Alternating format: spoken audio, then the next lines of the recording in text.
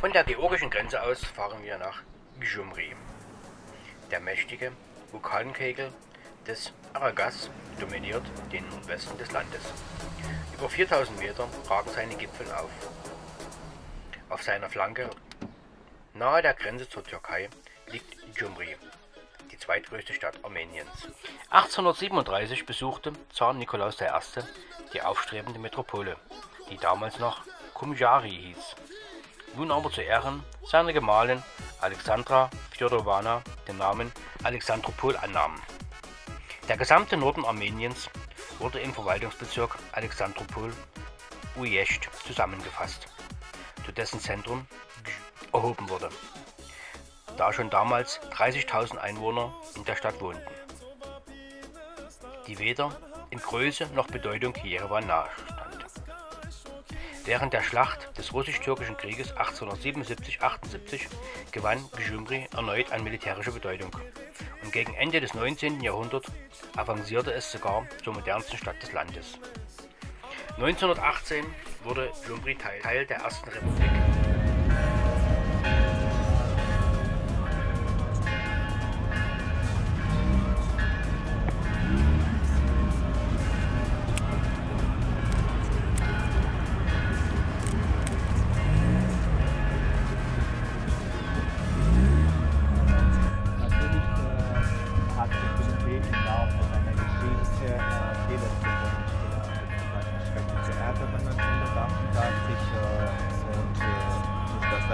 Sind von 20.000 Einwohner Provinz gestorben.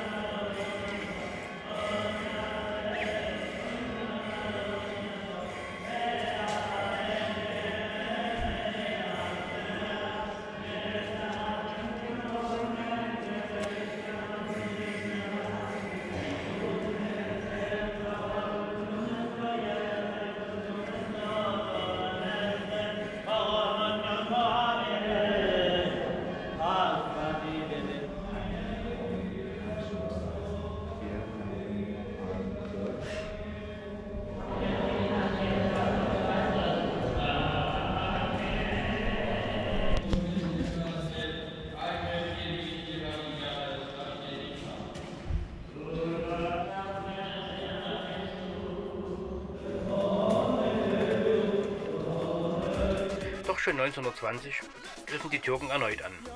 Zuletzt verblieb die Stadt zwar in armenischen Händen, doch fiel 1920 das nahe Kars mit seinem Umland im Vertrag von Alexandropol an die Türkei. Die damals besiegelte Grenzziehung unmittelbar vor den Toren der Stadt lastet seither folgeschwer auf Gjumri, das Jahrhunderte im Zentrum der Handelswege gelegen hatte und sich nun plötzlich in einem randständigen Gebiet befand. Und tatsächlich strangulierte der Grenzzaun bis heute die wirtschaftliche Entwicklung der Stadt. Die Sowjets gaben der Stadt 1924 unmittelbar nach Lenins Tod einen neuen Namen. Ihm zu Ehren hieß es fortan Lenin Nakan. Schauen Sie mal, natürlich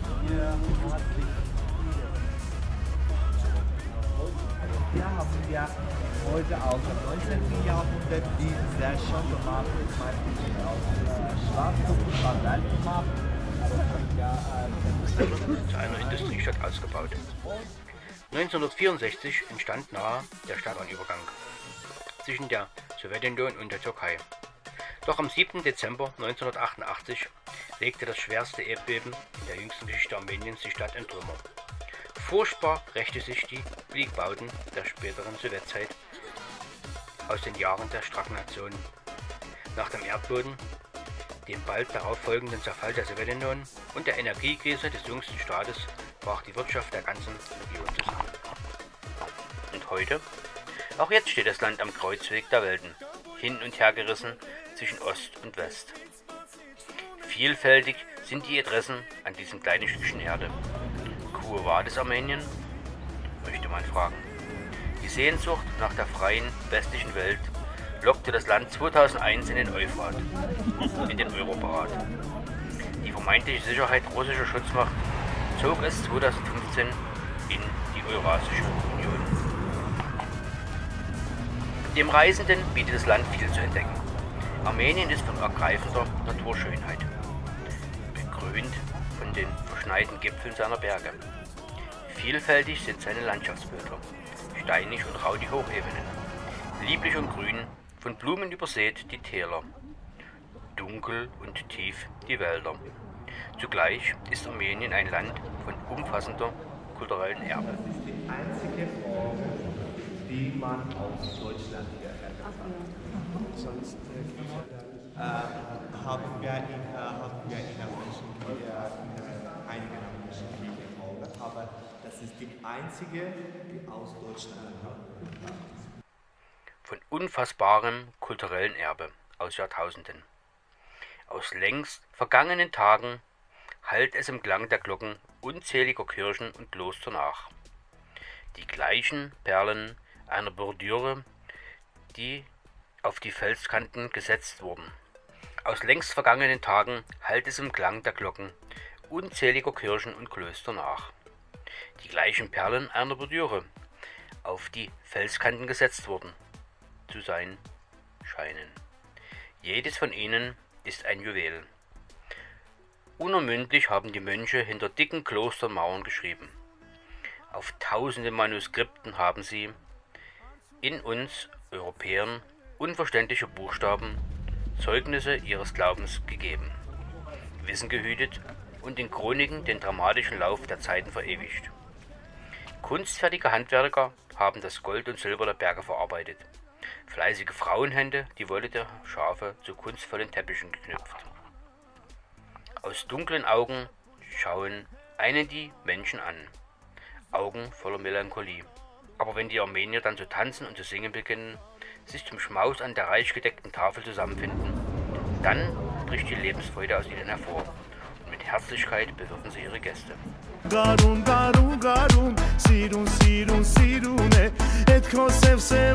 verschiedenen Teilen der Stadt hat man verschiedene Stücke vom Film gemacht. Und hier war das Haus der Hauptpersonen, also von Musik von Cristiano Charavella, der hier mit seinen Kindern, ja, und alles, also der Sujet entwickelte sich hier, ja. Und wie heißt das? Wie ich schon gesagt habe, Tango unserer Kindheit, ja. Spätestens dann wird man gemeinsam mit ihnen aus vollem Herzen rufen: Sirum Emkes, Hayastan, Armenien, ich liebe dich. In kaum einer anderen Region der Welt wird Gastfreundschaft so groß geschrieben wie im Kaukasus. Und das gilt auch für Armenien. Man wird sie immer wieder auf den Straßen ansprechen, fragen, woher sie kommen und ob es ihnen denn in dem Land gefällt. Man wird sie mitunter sogar nach Hause einladen und reichlich bewirten. Die Armenier sind ein herzliches, liebenswertes Völkchen. Sie tanzen gerne, singen gerne und feiern und schauen stolz auf ihre jahrtausendalte Geschichte zurück. Aber sie haben eben auch schwer an dieser Geschichte zu tragen.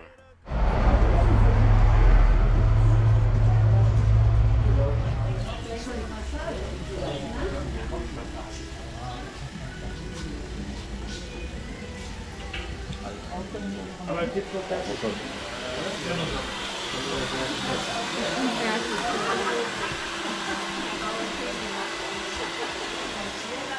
denn keineswegs begegnen ihnen andere mit derselben Herzlichkeit. Nur ihr tief verwurzelter Glaube ließ die Armenier wider aller Not und Pein überleben. In ihren dunklen Augen liegt dann auch stets eine sanfte Melancholie. Und wie eine Ouvertüre zum 20. Jahrhundert, dem wohl blutigsten im Laufe der Geschichte Armeniens, steht 1915 der furchtbare Genozid an den Armeniern im Osmanischen Reich heute in den Geschichtsbüchern. Akhet, die Katastrophe, nennen sie den Völkermord, der ihnen bis heute ein Trauma bleibt. Mit Etchmadzin haben die Armenier einer der ersten Kirchen der christlichen Welt. Reich bestückte Museen in Jerewan zeigen Schätze einer großen Vergangenheit, deren im ganzen Land noch sichtbare Zeugnisse bis in die Altsteinzeit zurückreichen. Die großartige Landschaft Armeniens mit ihren weiten Hochebenen, lieblichen Flussauen und der majestätischen Gebirgszüge, die von den schneebedeckten Gipfeln des Aragats überragt werden, versprechen unvergessliche Naturerlebnisse. Weite, karge Flächen, von der flimmernden Sommerhitze ausgedörrt, gehören ebenso zum Bild wie geradezu idyllische Berglandschaften, denen grüne Almen an der Schweiz denken lassen. Der Sevansee, einer der größten Hochgebirgsseen der Welt, spiegelt in seinem klaren Wasser das Blau des Himmels wider. Die Geschichte dieser Klosteranlage beginnt aus dem zweiten Hälfte der 10. Jahrhundert und dauert bis die erste Hälfte der 11. Jahrhundert. Ja? Hat diese Klosteranlage Varna Palamuni gebaut. Er war ein für der Armee und hat beschlossen, hier in diesem Territorium, wo er viele Kriege hatte und dieses Territorium befreit hatte von den Arabern, hat beschlossen, hier eine Kirche bauen und dann natürlich nach der Varna Palamuni kommen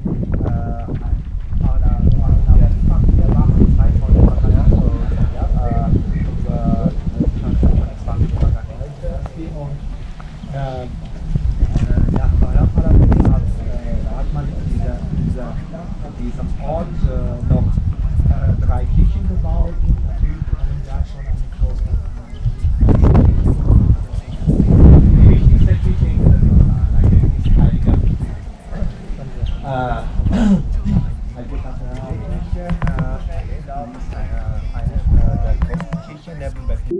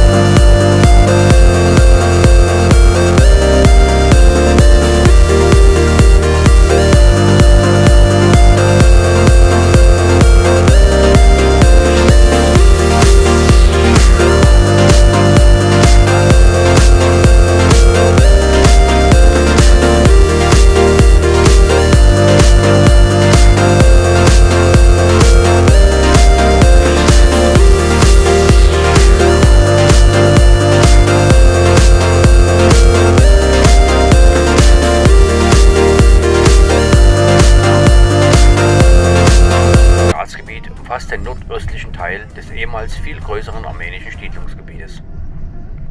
Die Hauptstadt Armeniens ist Jerewan. Die Staatsform ist eine Republik und das Regierungssystem parlamentarische Demokratie.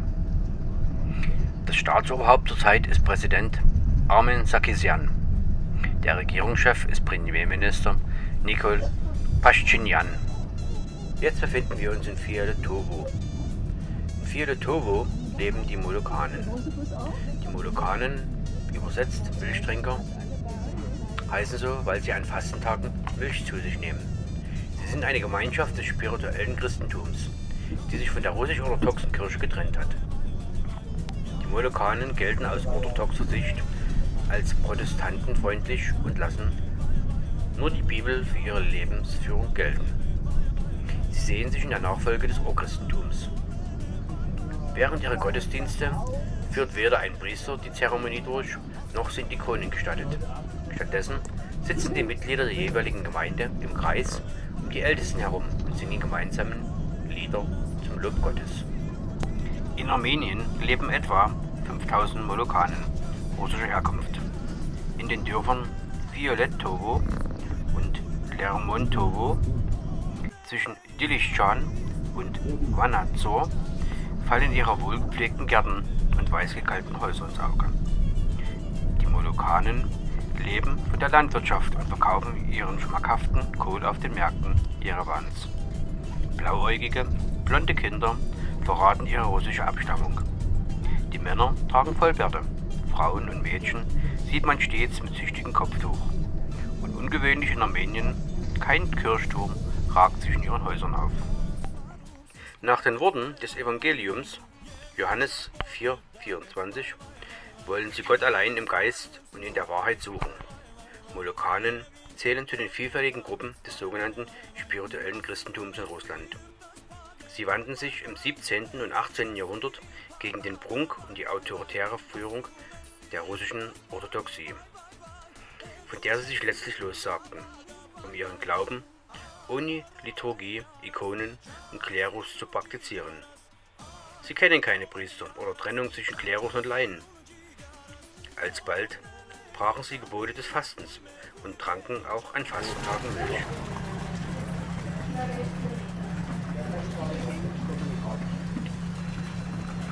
Здравствуйте. Kommen Sie bitte. Also, Sie bekochen bei uns Tee. Oh mein Gott, wieder runter. Und.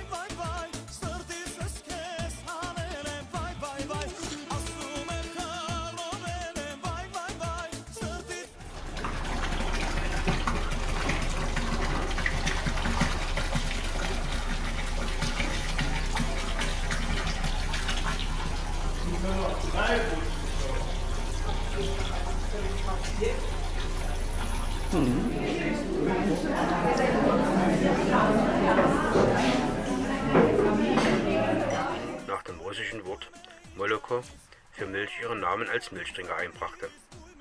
Unter Zar Nikolaus I.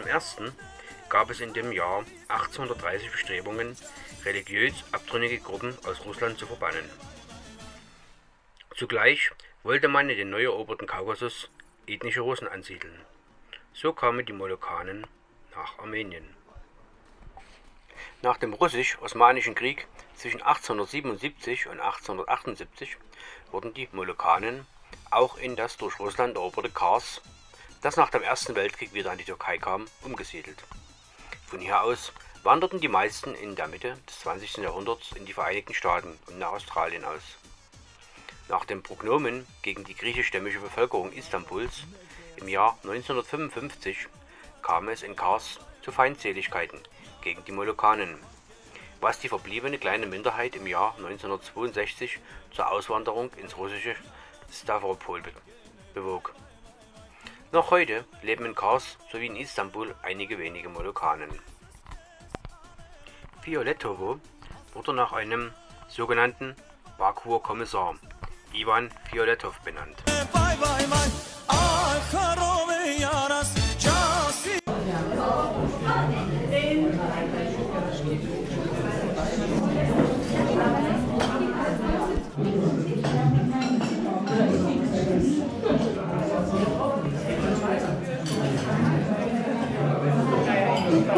Kann bestimmt rollen, oder? Und dann rollt Wie bei uns Blinzeln auch. Als bei uns Blinzeln. Ihre weiß getünchten Häuser, die in Reihe und Glied die staubige Dorfstraße säumen, sind mit bunten Fensterrahmen verziert und mit schönen Veranden geschmückt. Auch Gärten und Felder scheinen mit größter Sorgfalt bestellt zu sein. Ordentlich reihen sie sich wie die Perlen an einer Schnur, die Kohlköpfe in gerader Linie auf den Äckern und in gepflegten Beeten reifen die Gurken. Es sind, wie gesagt, die russischstämmigen Molukanen, die hier leben.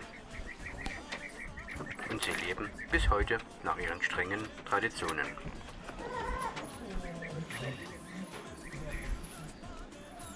Die Einwohnerzahl liegt bei ungefähr 2.972.900.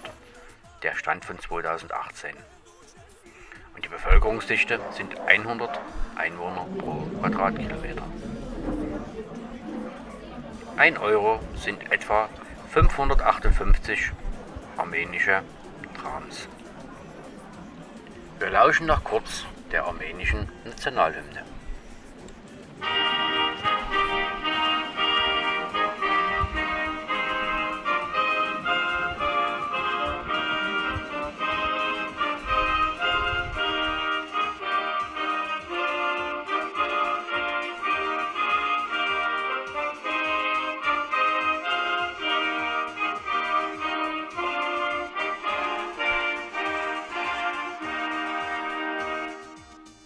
Im Jahr 188 v. Chr.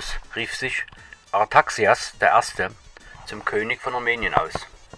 Seine Nachkommen, die Dynastie der Artaxiden, festigte die weitere Unabhängigkeit Großarmeniens als selbstständiges Königreich. Um 95 bis 55 v. Chr. erreichte die Macht des Artaxadienstaates unter Tigranes dem Großen ihren Höhepunkt. Als wesentlicher Eckpunkt der nationalen Eigenständigkeit gelten die Erhebung des Christentums zur Staatsreligion durch König Trdat III., die nach der Überlieferung und der offiziellen armenischen Sichtweise 301 nach Christus historisch um 314 stattfanden und das Jahr 405 als die armenische Schrift eingeführt wurde. Nach der Aufteilung des armenischen Königreichs der Arsakiden 387 zwischen Ostrom im Westen und den Sassandianenreich im Osten war das armenische Siedlungsgebiet nur noch einmal von 885 bis 1045 unter den Bagratiden vereint, deren Hauptstadt ab 961 Ani war. 1064 eroberten die Seldschuken Armenien. Im 13. Jahrhundert folgten die Mongolen. 1555 wurde das Land zwischen Persien und dem Osmanischen Reich geteilt. Ein zweites Mal 1639, als die Safwiden ungefähr das heutige Staatsgebiet erhielten und die Türken den größten westlichen Teil. Im Russisch-Persischen Krieg verlor Persien 1828 die Provinz Armenien an das Russische Kaiserreich. Während des Ersten Weltkrieges wurden Armenier im Osmanischen Reich beim Völkermord an den Armeniern systematisch vernichtet. Die Grenze zwischen der Türkei und der russischen Einflusssphäre wurde 1922 festgelegt. Die zur Sowjetunion gehörende armenische sozialistische Sowjetrepublik erlangt mit dem Zerfall der Sowjetunion 1991 ihre Unabhängigkeit. Die Gebiete westlich davon blieben leider verloren. Durch das Gebiet der Republik Armenien verläuft der 40. Breitengrad, der auch durch Menorca und die nördliche Grenzregion Kaliforniens verläuft und in dessen Nähe Städte wie Otranto, Aranjuez, Philadelphia und Peking liegen. Doch ergeben sich durch die beträchtlichen Höhenunterschiede, beispielsweise verläuft nur etwa 50 Kilometer südlich des Berges Aragas, der eine Höhe von 4090 Metern hat, das Tal des Flusses Aras auf ca. 840 Meter Höhe und der kleinteiligen abwechslungsreichen Landschaftsstruktur unterschiedlicher lokaler Klimata. Einerseits wirken die nahen Meere ausgleichend, andererseits begünstigen die Hochgebirge der Umgebung extreme Schwankungen. Die hohen Gipfel des Kaukasus wirken starken Kälteeinbrüchen im Norden her entgegen. In den Tälern und Niederungen ist das Klima kontinental, wobei die Temperaturen im Sommer um die Mittagszeit meist über 30 Grad liegen. In den Bergen ist es insgesamt etwas kühler. An den Grenzen zu Iran subtropisch und sehr trocken. Nach links geht die abbiegende Straße nach Sarila. Religionsfreiheit ist als ein fundamentales Menschenrecht in der Verfassung Armeniens verankert. 90% der armenischen Bevölkerung gehören der armenischen apostolischen Kirche an.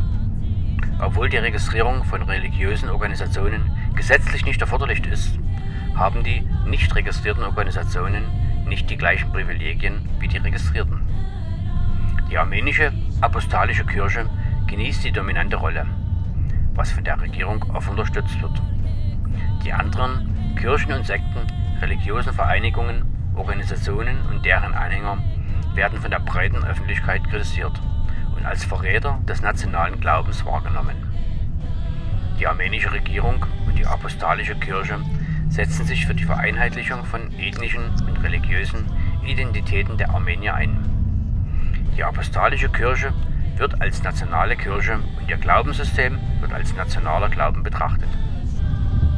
Solche Vorgehensweise lässt keine Alternativen für die anderen armenischen Religionsanhänger zu. Die Lage der Meinungsfreiheit bleibt insgesamt schwierig. Eine Verletzung des patriotisch-nationalistischen Geistes bei der Meinungsäußerung gilt in Armenien nach wie vor als Tabu. Im Vorfeld eines Festivals des aserbaidschanischen Films in Gjumri und Vandajon im April 2012 wurden etwa die Organisatoren massiv eingeschüchtert und körperlich angegriffen, woraufhin die Veranstaltungen untersagt musste. Außenpolitik der Republik Armenien verfolgt vor allem zwei Ziele. Zum einen soll die nationale Sicherheit und Eigenständigkeit gewährleistet und die Entwicklung der wirtschaftlichen Beziehungen verbessert werden. Dazu gehört die Normalisierung der Beziehungen zu allen seinen Nachbarn, insbesondere zur Türkei und Aserbaidschan, und die friedliche Lösung des Bergkarabach-Konflikts und die Anwendung des Komplementärzprinzips, was gute Beziehungen sowohl zu den westlichen Staaten, EU und USA, als auch zu Russland und den Iran bedeutet. Zum anderen bemüht sich Armenien um Integration in die Weltgemeinschaft, der Überwindung seiner Isolation, um die weltweite Anerkennung des Völkermordes an den Armeniern. Gleichzeitig möchte es keinem militärischen Block angehören. Armenien war infolge des Bergkarabach-Konflikts genötigt, eine prorussische Politik zu verfolgen. Als einziges Land des Südkaukasus freiwillig in der Gemeinschaft unabhängiger Staaten bei und erlaubte russisches Militär auf seinem Staatsgebiet. Im Gegenzug erhielt es militärische Hilfe für den Krieg gegen Aserbaidschan. Heute ist Armenien Mitglied im von Russland geführten Organisation des Vertrages über kollektive Sicherheit und Russland hat erheblichen wirtschaftlichen Einfluss, vor allem durch seine Energiepolitik. Armenien ist sich bewusst, in Russland einen zuverlässigen Partner zu haben. Im Sommer 2013 erhöhte Russland kurzzeitig die Preise für Energielieferungen. Präsident Sargsjan eine Zustimmung zur Eurasischen Union abzuringen. Da sind der Russe, Armenier und Georgier, ja? Ich von diesen drei Schauspielern aus, die in diesem Film zusammenspielen. Und diese drei Männer sind dargestellt mit seinen typischen Teilen, ja, Armenier mit seiner Nase, Russen mit seiner spitzigen Nase und wenn sie sich schon vorbereiten, dann steigen wir aus, machen wir das Stopp und steigen aus beim Rutschen. Leider unser Bus kann bis dorthin nicht kommen, die Straße ist nicht so gut gemacht, ja, unser Bus. Sollen wir... Im März 2014 stimmten Armenier in der UNO-Generalversammlung mit nur 9 anderen Staaten darunter Nordkorea, Weißrussland und Syrien, gegen eine Verurteilung des russischen Vorgehens auf der Krim. Nach dem Scheitern von Normalisierungsversuchen unmittelbar nach Armeniens Unabhängigkeit unterhält es mit der Türkei zurzeit keine offiziellen diplomatischen Beziehungen. An der Grenze zum Ararat stehen russische Truppen.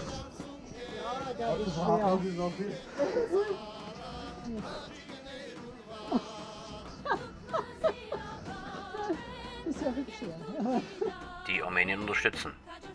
Die Spannungen der beiden Staaten sind überwiegend auf historischen Belastungen und den Bergkarabach-Konflikt zurückzuführen, infolgedessen die Türkei ein Wirtschaftsembargo gegen Armenien verhängt hat. Im Jahr 2008 rief der armenische Außenminister Edward Nabaljan die Türkei auf, ihre Grenzen zu Armenien zu öffnen.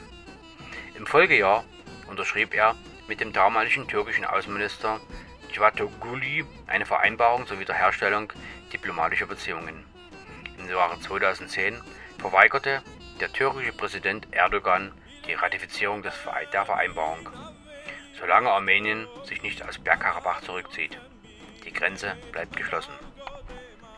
Ja, Bergkarabach. Übersetzt gebirgiger Schwarzer Garten oder oberer Schwarzer Garten. Ist eine mehrheitlich von Armeniern bewohnte Region im Südosten des kleinen Kaukasus, welche zwischen Armenien und Aserbaidschan umstritten ist. Gebräuchlich ist außerdem die Transkription der russischen Bezeichnung Nagorny-Karabach. Als politischen Begriff wird Bergkarabach oft mit dem ehemaligen autonomen Gebiet Bergkarabach innerhalb der früheren aserbaidschanischen Republik und dem daraus entstandenen de facto Regime der Republik Arzach gleichgesetzt, das unter anderem nach Ansicht der Vereinten Nationen und des Europarates weiterhin Teil des Staatsgebietes Aserbaidschan ist. Gleichwohl ist das Gebiet zwischen Armenien und Aserbaidschan umstritten. Der Bergkarabach-Konflikt dauert immer noch an. Die heutige Einwohnerzahl im Bergkarabach liegt bei ungefähr 145.000. Nach der Flucht der Aserbaidschaner sind dies zum größten Teil Armenier. Und Armenien möchte Bergkarabach unbedingt für sich behalten.